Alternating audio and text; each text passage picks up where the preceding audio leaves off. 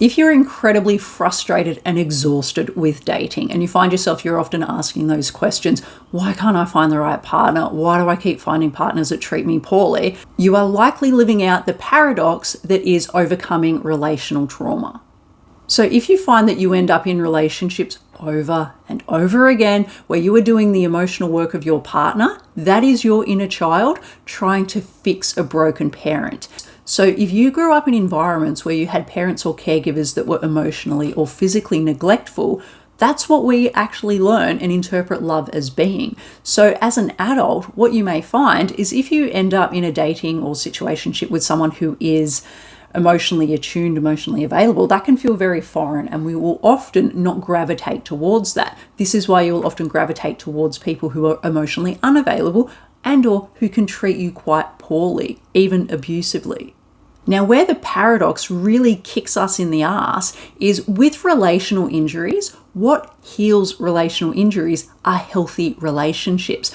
But if your emotional blueprint is wired for you to gravitate towards the unhealthy relationships, this is how that cycle can perpetuate itself. And we just keep ending up in situations time and time again that just re-traumatize us because we keep reliving that trauma. And this is why healing work and overcoming a lot of our relational and attachment injuries can take so long, and the entire process for many of us can be phenomenally exhausting. So firstly, I just want to let you know you are not broken. You are breaking a cycle and breaking a pattern, which can take time.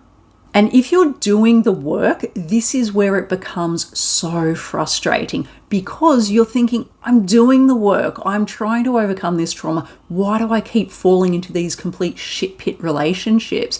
It's not that you're failing, you are just slowly breaking a cycle because relational trauma runs deep, it's complex, and we often don't know what certain triggers are until we actually live them.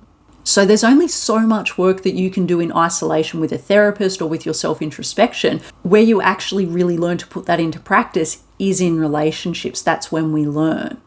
So the cycle often looks like you go into a relationship, you experience it. It might be emotionally neglectful, red flag city, whatever it is. That relationship essentially allows you to identify some things that are really unhealthy for you and your nervous system.